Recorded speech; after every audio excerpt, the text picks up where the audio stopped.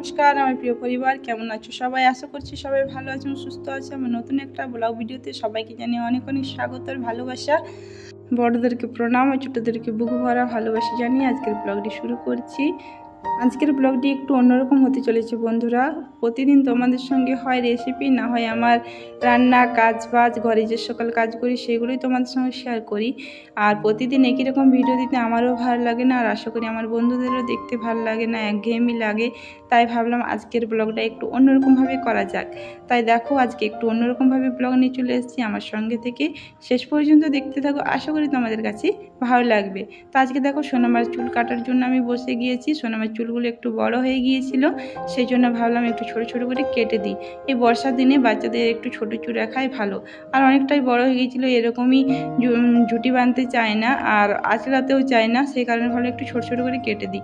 আর সোনামার চুল আমি ঘরেই কেটে থাকি। সোনামাকে পার্লারে বা সেলুনে নিয়ে যায়নি এখনও একবারও, আর এখন নিয়ে যাওয়া যাবেও না। সোনামার যতদিন না চুলগুলো ভগবানের কাছে দেওয়া হচ্ছে, মানে ওই যে একবার টাকলু করতে হয় না, সেই টাকলু করাটা এখনও সোনামার হয়নি। যেহেতু আমরা বাইরে থাকি, আসে সুযোগ সুবিধা মতো যখন বাড়ি যাই সে হয় না সুযোগ সুবিধা, সব কিছু তো আর সবসময় করা যায় না বন্ধুরা, তাই সুযোগ হয়ে ওঠেনি। তো এবার ভেবেছি যখন যাব বাড়িতে তখন সোনামার চুলগুলো দিয়ে আসবো, মানে যেটাকে আমরা মানসিক শোধ বলি।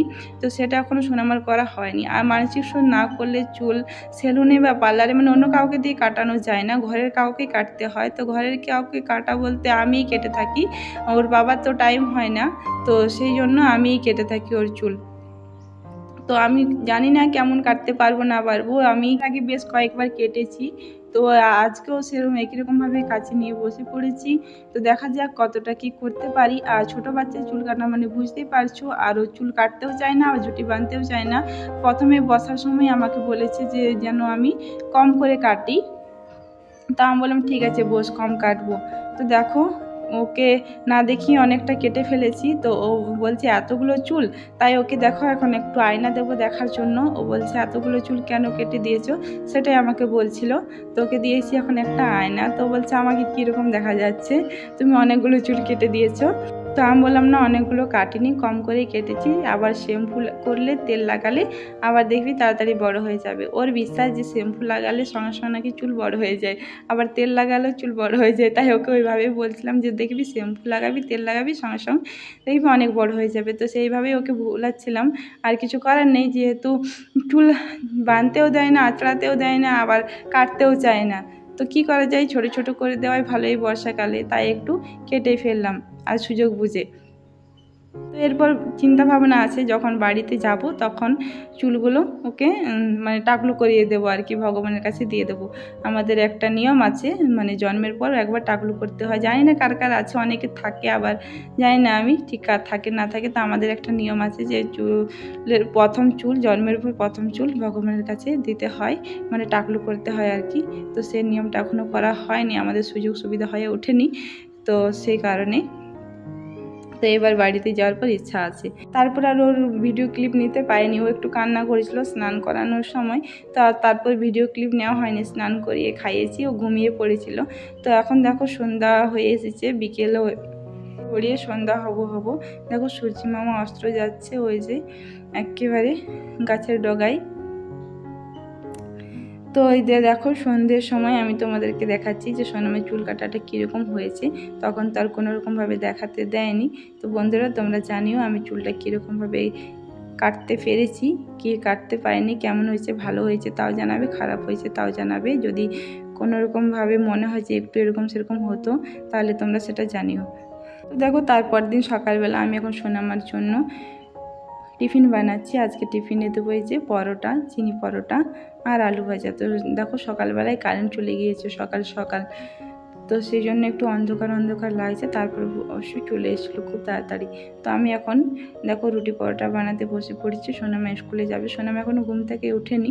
তা আমি এদিকে পরোটাগুলো ভেজে নিচ্ছি, আর ওর বাবা উঠে পড়েছে, তো ওকে বললাম একটু আলুগুলো ভেজে দিতে। তো একটু আলুগুলো ভেজে দিচ্ছে, ওর ডিউটি যেতে একটু টাইম আছে হাতে। তো আমার সঙ্গে দেখো একটু হেল্প করে দিচ্ছে, এদিকে আলু ভাজা হচ্ছে, এদিকে পরোটা হচ্ছে। সোনামা স্কুলে টিফিনে নিয়ে যাবে। তো চলো এগুলো তাড়াতাড়ি করে রেডি করে নিই, তারপরে ওকে তুলে রেডি করব। তো সব কিছু টিফিন গুছিয়ে দিয়ে দিয়েছি, সোনামাকে রেডি করেও দিয়ে দিয়েছি। ওই দেখো স্কুলে যাওয়ার জন্য একেবারে তৈরি, ও এখন জুতা পরছে।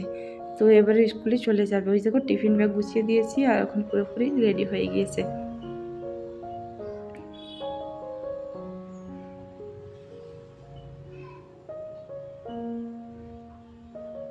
তো দেখো জুতা পরাতে দেবে না, একা একাই না কেউ পরবে, তো সেই কারণে ও একা একাই পরছে। ওর একা একা পড়তে বেশি ভালো লাগে। ও বেশিরভাগ কাজটা ও যেটা পারে ও একা একা করার চেষ্টা করে। তো আমি একটু হেল্প করতে চাই, তো হেল্প করতে দেবে না, ও একা একা করার চেষ্টা করে। তো আজকে বললাম না যে কোনো রকম রান্না বা কোনো রকম কাজের ভিডিও দেবো না, তো আজকে একটু অন্যরকম ভিডিও দেবো। দেখো এখানে একটা সোনামার ড্রেস, এই ড্রেসটা ছোট হয়ে গেছে কিন্তু ড্রেসটা ভালো আছে, একটু ছিঁড়েও নি আবার কোনো কিছু নেই, কালারও যায়নি। দেখো ভালোই আছে ড্রেসটা। তো সোনামার ড্রেসটা খুব পছন্দের। আমাকে বলছিল মা এই ড্রেসটা আমি আর পরতে পারবো না, ছোটো হয়ে গেছে। তো আমি বললাম ঠিক আছে, তুই না পরতে পারবি তো কী হয়েছে, তোর পুতুলের জন্য আমি একটা ড্রেস বানাবো এই ড্রেসটা থেকে। দেখো তার জন্য আমি ড্রেসটা কেটে নিচ্ছি, একটু এই যে উপরের অংশগুলো আমি কেটে নিয়ে নেব ড্রেসটা বানানোর জন্য। তো ভাবলাম এই ড্রেসটা থেকেই একটা পুতুলের সুন্দর ড্রেস বানানো যাক। তো দেখা যাক কতটা পারি না পারি। তো দেখো আমি পুতুলের ড্রেস বানানোর জন্য এই ড্রেসটা থেকে উপরের যে অংশটা সেটা আমি কেটে নিচ্ছি। তো এই যে দেখো এইভাবে কেটে নিয়েছি। তো বাকিটুকু আমি কেটে নেব আমার যেটুকু প্রয়োজন। তো কেটে নেওয়া হয়ে গেছে, আমি এখন সেলাই করতে বসে পড়েছি। তো দেখো আমি এখন সেলাই করে নিচ্ছি। তো চলো তোমরা দেখতে থাকো ড্রেসটা বানাই, তারপর তোমাদের সঙ্গে শেয়ার করো ড্রেসটা কীরকম হয়েছে না হয়েছে।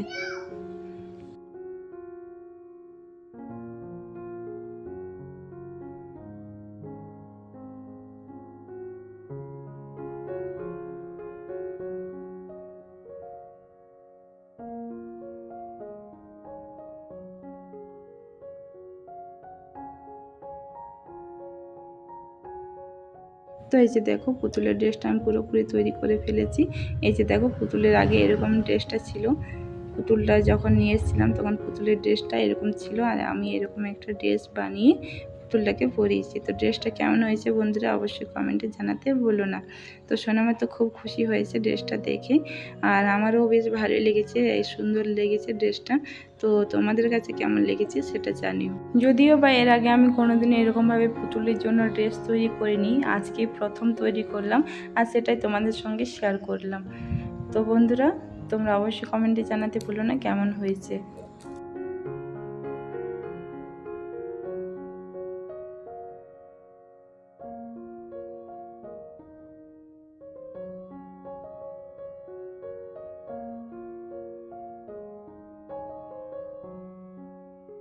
তো এরপর আমি তোমাদের সঙ্গে শেয়ার করব আমার সোনামার স্কুলের অ্যাক্টিভিটি। তোমরা আমার সঙ্গে দেখতে থাকো।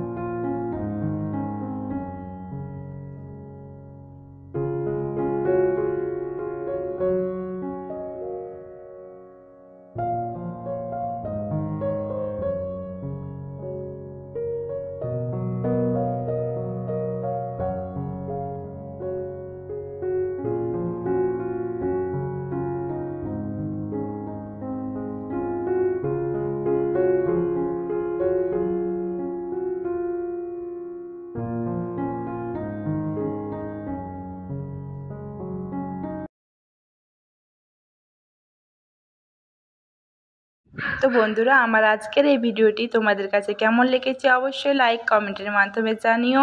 আর আমার চ্যানেলে যদি নতুন বন্ধু এসে থাকো, আমার চ্যানেলটিকে সাবস্ক্রাইব করে আমার পাশে থাকার অনুরোধ রইল। আমার নতুন বন্ধুকে আমার চ্যানেলে আসার জন্য অনেক অনেক ধন্যবাদ। আর আমার সঙ্গে থেকে ভিডিওটি শেষ পর্যন্ত দেখার জন্য জানি অসংখ্য অসংখ্য ধন্যবাদ, অনেক অনেক ভালোবাসা। তো বন্ধুরা, আজকের ভিডিও তাহলে এই পর্যন্ত রাখবো। দেখা হবে একটি পরবর্তী ভিডিওতে। ততক্ষণে সবাই ভালো থেকো, সুস্থ থেকো, সাবধানে থেকো। টাটা।